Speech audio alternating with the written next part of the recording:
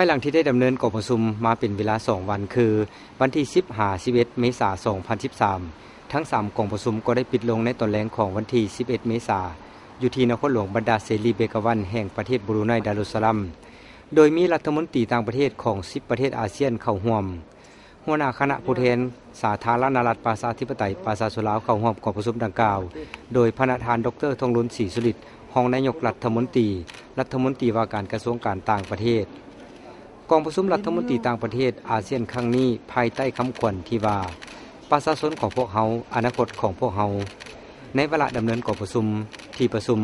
ได้เห็นดีรับเอาประเทศนอร์เวย์เข้าเป็นภาคีสนธิสัญญาไมตรีจิตและการร่วมมือในอาเซียนตะวันออกเฉียงใต้พร้อมนั้นบรรดารัฐมนตรีต่างประเทศอาเซียน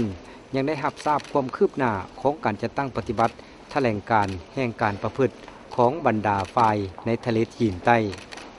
พร้อมทั้งปรึกษาหารือเกี่ยวกับสภาพการภาคพื้นและสากลกองประชุมครั้งที่9ของสภาประชาคมการเมืองและความมั่นคงมันได้ทบทวนคืนความคืบหน้าในการจัดตั้งปฏิบัติแผนแม่บทประชาคมการเมืองและความมั่นคงอาเซียนและได้สุกยู่ให้แขนงการที่เกี่ยวข้องเพิ่มทวีความพยายามในการจัดตั้งปฏิบัติแผนแม่บทนี้กองประชุมได้รับทราบความคืบหน้าในการร่างเอกสารวิสัยทัศน์ด้านความมั่นคงอาเซียนซึ่งได้มีแผนพิมพ์เผยแพร่ในระยะที่บรูไนดารุสสลัมเป็นประธานอาเซียนในปี 2013 นี้ได้รับทราบความคืบหน้าของการจัดตั้งปฏิบัติสถาบันได้รับทราบความคืบหน้าของการสร้างสถาบันอาเซียนว่าด้วยสันติภาพและความปรองดองโดยเฉพาะแม้นการแต่งตั้งผู้ต่างหน้าของบรรดาประเทศสมาชิกอาเซียนเข้าในสภาบริหารและสภาที่ปรึกษาของสถาบันดังกล่าวในโอกาสนี้ท่านดร.ทองรุนศรีสุริตรก็ได้แจ้งให้กองประชุมทราบเกี่ยวกับการค้าเกี่ยมของสาธารณรัฐประชาธิปไตยประชาชนลาวเพื่อเป็นเจ้าภาพ3กองประชุมภายใต้ประชาคม